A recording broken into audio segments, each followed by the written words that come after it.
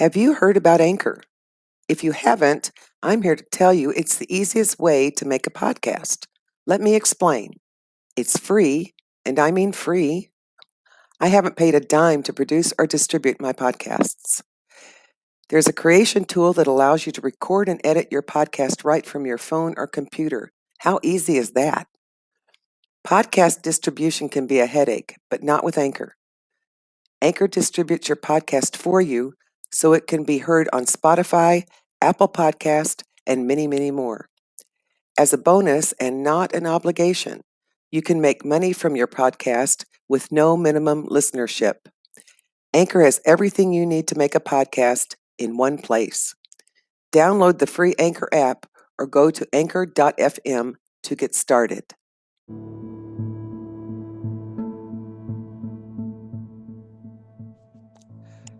Welcome to Real Ghost Chatter. I'm Marianne Paul, America's Lady of Supernatural Thrillers. Today, our guest is Jeanne Grunert. Jeanne is an award-winning writer and marketing consultant. Readers have described her fiction as a cross between Flannery O'Connor and Edgar Allan Poe. She loves writing tales that blend vivid imagery, supernatural elements, and at least one colorful senior citizen among the cast of characters. Follow her works on JeanneGrunert.com, which is JeanneGrunert.com. So, Jeanne, welcome to the show. I'm glad to have you here. I understand you've had at least one ghostly encounter. So would you like to start telling us where you were or what happened? Sure. Hi, it's great to be here. Thanks for having me on your show. I had a very unusual encounter, and this was in 2005.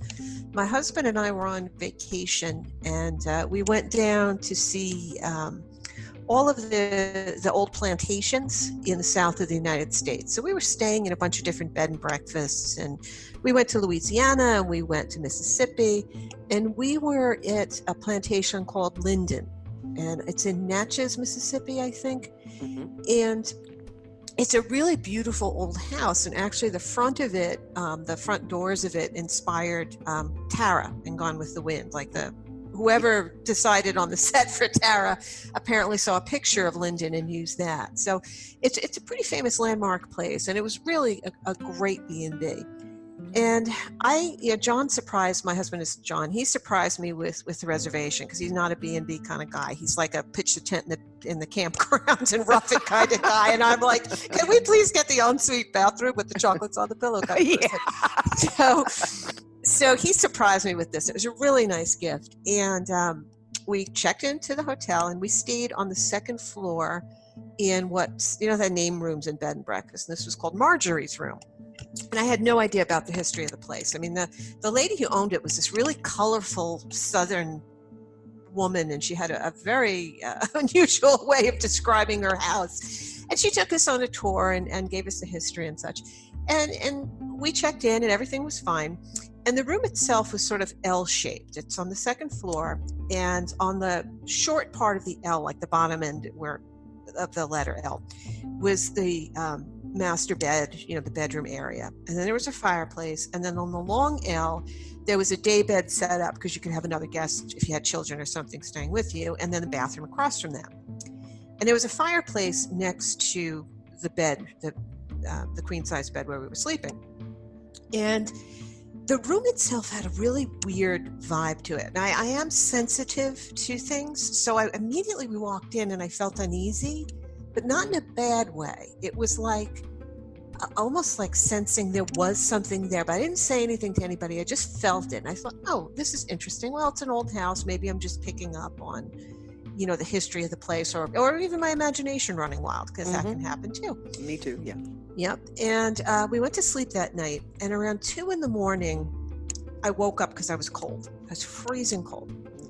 And it was summer. It was August. And we didn't have much of an air conditioner on in that room. And it had been 105 during the day. So I thought, well, either the air conditioner is really working overtime or something weird's happening. And as I was laying in bed, I could hear footsteps in the room. And I just sat there thinking, oh my gosh, did somebody get in the room? And I hear dump, dump, dump, dump. And the footsteps were going from where the daybed was across from us on the L shape to the bathroom and back. Mm-hmm. And it was as if someone was pacing. Mm-hmm. And the floor was creaking. That's what was freaking me out. It wasn't just the sound of the steps. It was the floor there had creaked when we were walking back and forth. So it was as if the floor was responding to someone's weight. Wow. And I got up very, hesitantly. I'm like, oh, should I wake John up? Should I not? And I went over and I turned on the bathroom light really fast, and there's nobody there. And I got back into bed, and the coldness had disappeared. And the next day, when we were at breakfast downstairs, I mentioned not to the lady who owned the place, but to a woman who worked there. I said to her, does the floor in Marjorie's room creak?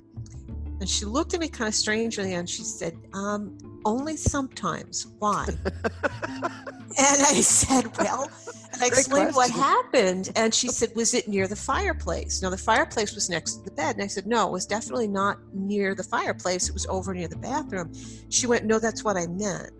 And I said, what are you talking about? And she said, well, the room that you were in is in the 1795 part of the house. It would actually well predated the Civil War part of the house. That was the rest of the mansion. And she said, the bathroom is where your bathroom was actually an old fireplace. It was actually an old cooking fireplace there.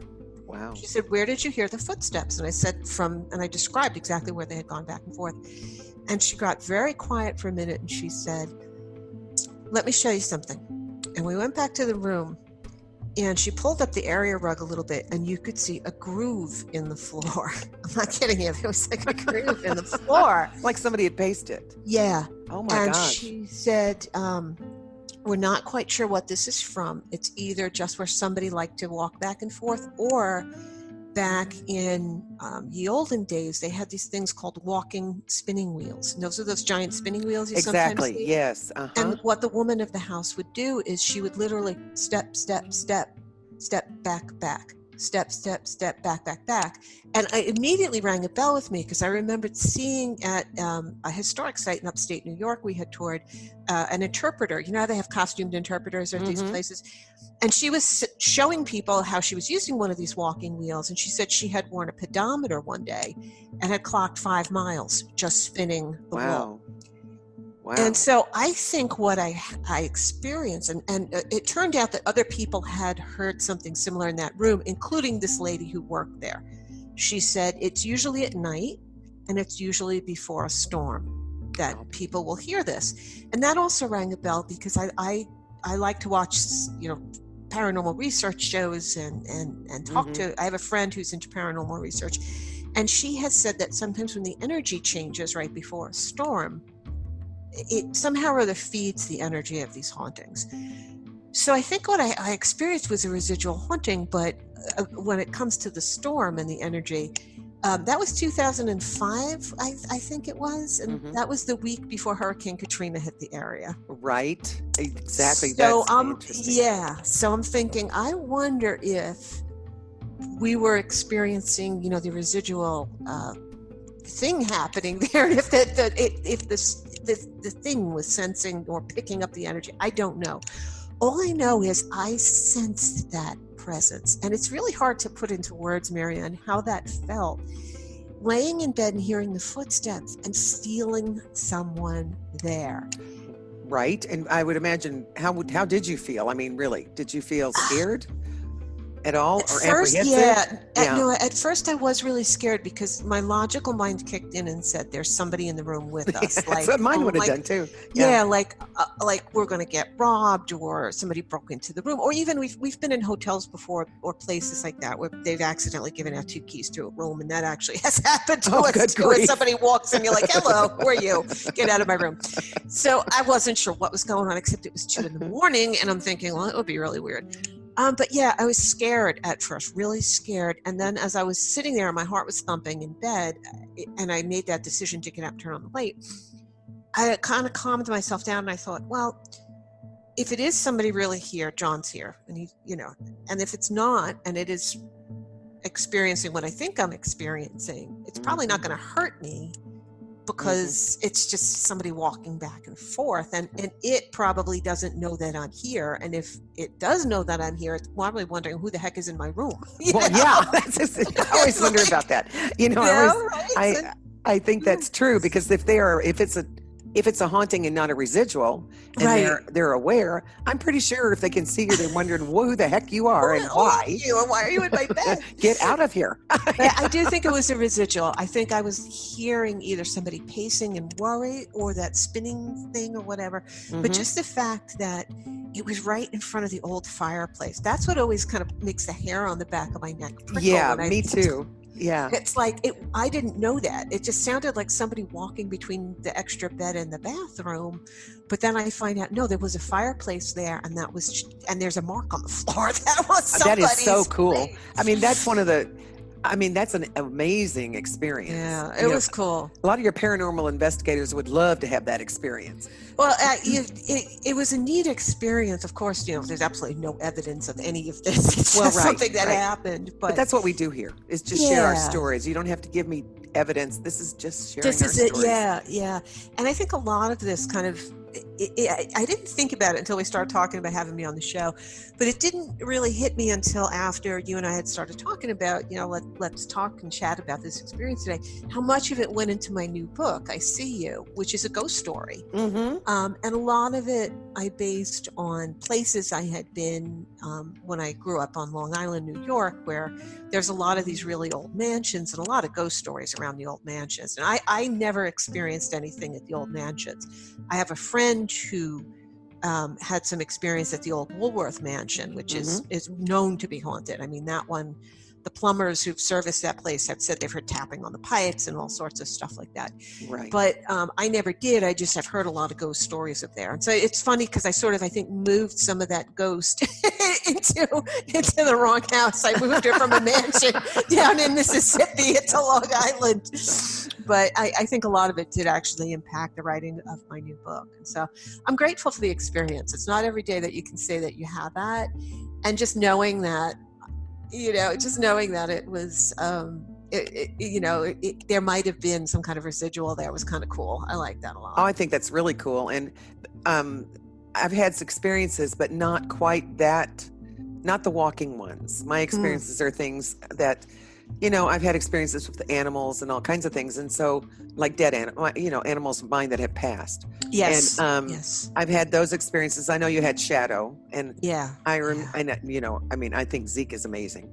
But he just photobombed my last call was a video conference, and he decided to make an appearance during that one. So that's what my cats do. Occasionally, if I'm on a video, they want to get on the desk and put their tail of course. Oh yeah. Mine like to throw my papers off, but Zeke likes to. He's so big, it's like having a pony living in the house, and he likes to come over and stick his head up and say hello to everybody on the screen. He's so huge. And we have Shelties, and so they're not that big. I have an oversized German Shepherd, and he's beautiful. Thank you. He's a handful. Yeah. Well, people just have to go find you on Facebook and see if you want to be friends with him or not, and then they can see Zeke. They can see Zeke. It's all about Zeke. It's always about the pets. Oh, it is for me too. Have you? Go ahead. No, I was just going to ask. You mentioned that you had have you had spirits of animals return to you to say hello? Because I'm curious. I have, and it was one. Yes, I have. I remember one in particular because we had a cat. In fact, I'm going to write this as an article for my publisher soon. We publish an article every week on Readers and Writers, or every month. And we had a cat. His name was Merlin. We started out with 3 of them, and Merlin was a little stray that just happened to come to our house, and I was going to give him away because we already had 2. And my husband, John, by the way, fell in love with him. So literally, we kept him. We kept Merlin, and all of our kittens, all of those cats lived good, long lives. And Merlin was 19. Oh, wow. And when the day he started making these funny, how they yowl and make funny turning sounds. And so I took him to the vet. And this was like really early in the morning, 3:00 maybe. I took him to the emergency room. And it came to be that, of course, he probably was having strokes and things, and it was time to put him down and Yeah. let him go to heaven. Yeah. Well, that was very sad, to say the least. So I went home, and about 4:30, 5:30 in the morning, I got in bed and feeling very sad. And anyway, I just started to drift off to sleep. And this is what Merlin would do when he was alive. Merlin would curl up on top of my head, like Mm-hmm. right on my pillow, right into my head, Mm-hmm. and in a little ball. And I felt, I felt him. I felt that Mm-hmm. little ball just crawl up, before I wasn't Mm-hmm. asleep. I just felt that little spirit curl up on top of my head Mm-hmm. and telling me everything was okay. So, Mm-hmm. literally, yes, I have had great experiences like that. I've had some Mm. scary ones, like we all have. But Yeah. this is your interview, so I'm so grateful that we did get to do that, that I got to experience that with him, because Yeah. I felt terrible having to put him down, as we always do anytime we put Yeah. people down. Yeah. Oh, yeah. It's hard. It's really hard. It is. It is. So tell me about.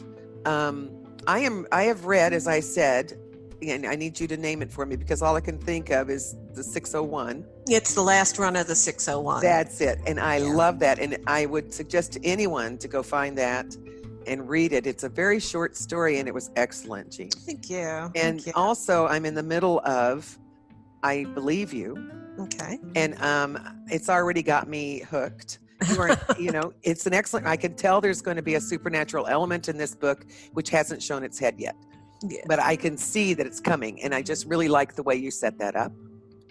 And then your third one, I believe now, is I Believe You, correct? Well, there's I write novels and Right. novellas. So Right. the last run of the 601 is a novella. Yes, it was. It was great. The novels are I Believe You, which is book 1, and I See You, Oh, which is God, book 2. Right. And yeah, I Believe You is it's a sad story. If that's the one that you're reading first, great, because you don't have to read them in sequence; they stand alone. But Right. it's probably better if you read them in sequence. And it's all about a man who lost his wife to a hit and run driver, and then all sorts of crazy, strange things start happening, and he realizes he has to figure out, who actually was the one who killed his wife, in order to solve all these mysteries around him. And there is a supernatural element. Someone described it as a gentle ghost, and I said, yeah, it's a great way to describe that particular spirit, very gentle spirit in there that's sort of guiding the hero and his family to the successful conclusion. So that's the first book. And then the cast of characters in that book returns three years later. Yeah, 3 years later. Sorry, I had to think about that for a second. In this book I just published last fall called I See You, and that one is it's a ghost story. That one, there's a haunted object that is given as a gift to the family, the protagonist's family, and they don't know it's haunted, or their friend buys it for them at an antique store, and this ghost is not happy, and the ghost is making its unhappiness known. It is causing all sorts of havoc in their lives. It's causing all sorts of bad things to happen to them, and so they have to figure out, well, what does this ghost want? They have to solve that mystery in order to quiet the spirit before it kills them. Well, yeah, and I was going to say, because most everybody I have interviewed has always had really nice ghost stories, but I was going to say, there is the other side of this, which is the bad ones, and I haven't gone into that yet, and luckily I have only had a couple of experiences that were kind of scary. But this is that kind of book I love to read. Of course, I write supernatural thrillers, so it's right up my alley. And Raven's Cove is one of my favorites. Yeah. Thank you. Yeah, that one is but spiritual warfare really does work well with what I'm writing, so that's because of what I believe in. But I just love playing ghost stories, and so yours are going to be. I just love the build up of any kind of. To me, let me back up and say, to me, a story without a supernatural element is like, why bother? Sometimes I'm just kind of that way, and I do read a bunch of other things, but I always come back to the supernatural. Love them too. Yeah, I've always loved them. I don't like gory stories. I mean, so many people think that horror and supernatural has to be, gory. But they aren't one and the same, right? No, they're not. And I prefer the ones that are, as you say, about spiritual warfare, or just about the things we can't explain. because so Right. much of life are things we We can't can't explain. explain. I agree. And, my books have a horror element to them. However, I don't do it for gore's sake, as you know. Right. Of And course. literally, mine, I mean, when you're fighting a demon, demons are ugly and they're nasty and they Yeah. don't fight nice. No, they don't. They do not. They do not. And they use everything they can. So, but I do agree with you because Stephen King, who I really do enjoy his way of storytelling, I don't enjoy other elements of his books. Yes. I was actually thinking of Stephen King when I was saying that. Right. It's funny that you picked up on that because I read my 3 favorite horror writers, next to you, of course, Mary Ann. You're so sweet. I love Dean Koontz, of course, Stephen King, and then there's a British author named Phil Rickman, where if you have not read his books, his best book, to me at least, is one called December. It's out of print. There are some very harsh, not gory parts to it, but very uncomfortable parts to it. But it is a wonderful, wonderful ghost story and haunting story and supernatural tale about a very evil element and a group of people that are up against it and how they fight it. And Koontz has a lot of good versus evil in his books. King, I find, a lot of times he falls back on gore and crudeness, like crude things. Crude, exactly. Yeah, and I don't like that. There's something about that to me. I will skip that in his books. Me too. And I enjoy some of my favorite Stephen King books didn't have a lot of that in it. Like, I don't want to talk about The Stand now because it's too close to home. Oh, doesn't it really? It really does hit close to home. The Stand is actually one of my all-time favorite King books, except for his ending on it, because I just think, why did you do this? Because it's the Deus Ex Machina, the God from the machine, where it's like God just comes down and ends it. Because I think he just wrote himself into a corner, didn't know how to end it. But the other one of King's books that's my favorite is a book called Doom McKee, which I don't know that many people like that one, but it had very little gore in it and a lot more supernatural to it. And, there's other writers like that too, like Shirley Jackson is a classic. I mean, The Haunting of Hill House and We Have Always Lived at the Castle. There's no ghost in We Have Always Lived at the Castle. It's the people themselves that are haunted, but it's very eerie. And of course, The Haunting of Hill House, you're never sure whether the house itself is haunted or if it's the woman who, what is her name? Oh gosh, now I can't remember. I can see the movie. I can see the movie, the black and white movie. I never liked that movie.